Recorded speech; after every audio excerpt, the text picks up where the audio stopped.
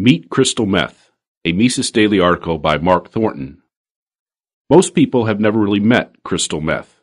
Sure, they talk about it on the news a lot, but how many average Americans know anyone who is a meth user?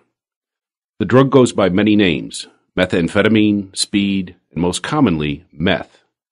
Regardless of what it is called, methamphetamine is absolutely one of the most dangerous and addictive drugs on the black market today.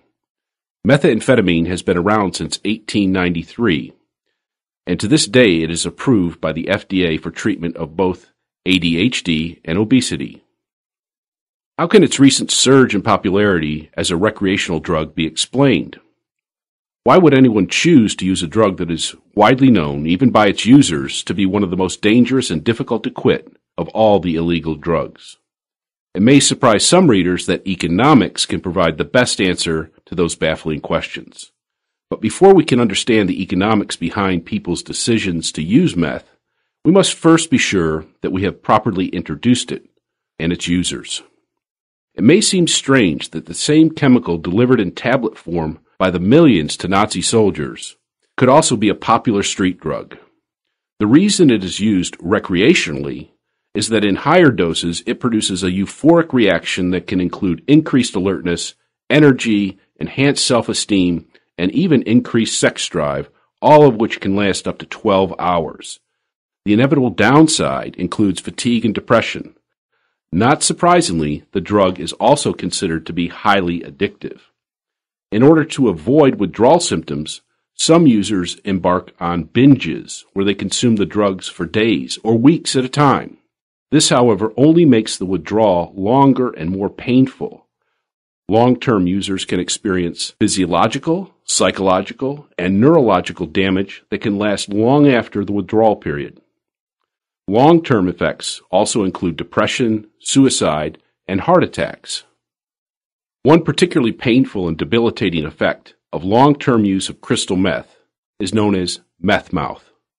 This condition involves the degradation of the user's teeth and gums. Prolonged use can result in the discoloration and loss of teeth maturely. Teeth become disfigured, diseased, and ground down, exposing the nerves. The user's gums can become diseased, further hastening the loss of teeth. Meth mouth is thought to be the result of poor hygiene and diet, combined with the effects of the drug, for example dry mouth, and the self-inflicted grinding down of the teeth that users experience. In severe cases, the damage is irreversible. The result is not pretty.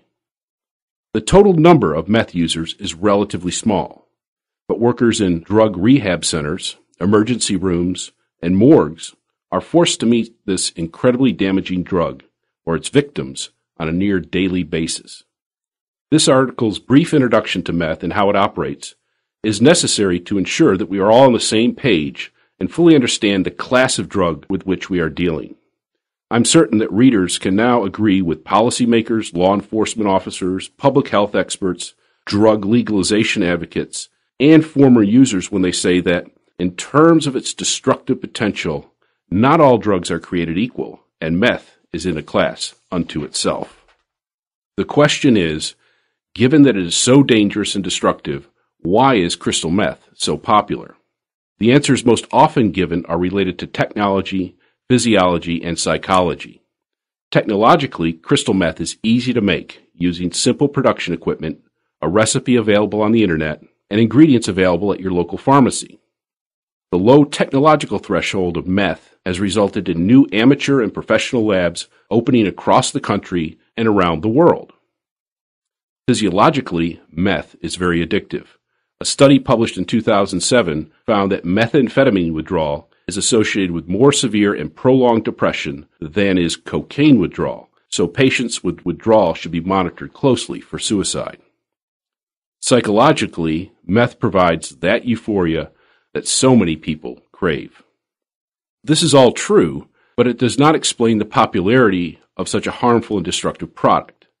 Suppliers of drugs, consumers of drugs, and even drug addicts have all long been known as rational as a group. Yes, rational, but stick with me.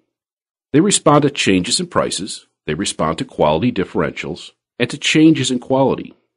They also respond, rationally, to changes in risk.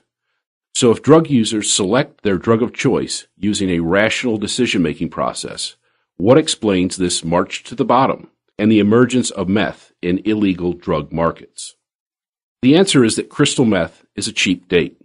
It has been referred to as the poor man's cocaine. Cocaine and meth are both stimulants, so it is reasonable to assume that they appeal to the same subset of drug users. During cocaine's heyday, meth was nearly extinct on the illegal market.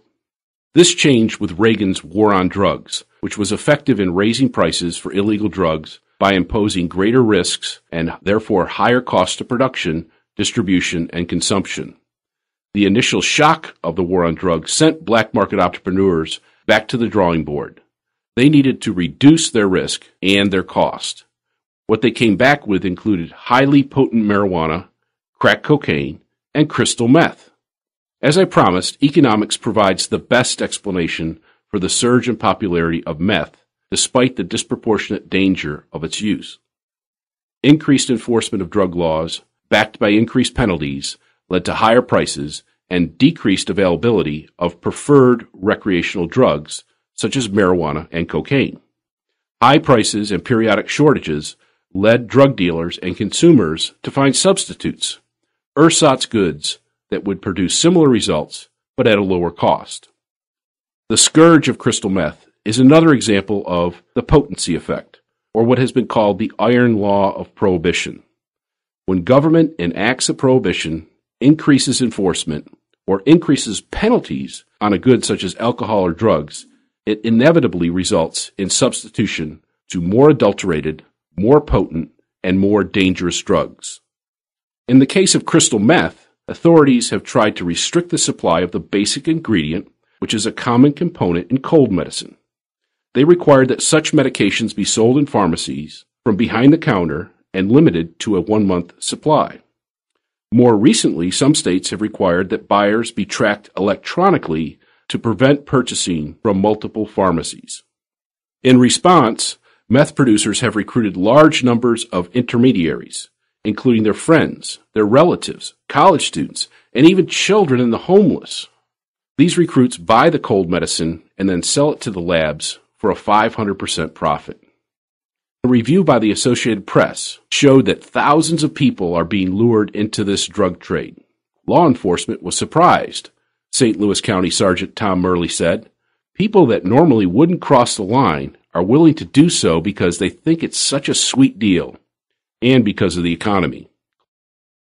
Fortunately, in addition to answers and explanations, economics can show us the path away from this now decades-old trend, the trend towards more potent and more dangerous drugs. After all, a certain portion of society will, regardless of legal restrictions and enforcement, choose to use drugs. So the solution is quite simple, really. End the drug war. Less enforcement and lower penalties would reduce the price of marijuana and shift demand from crystal meth back to marijuana, a drug that has few of the problems associated with meth.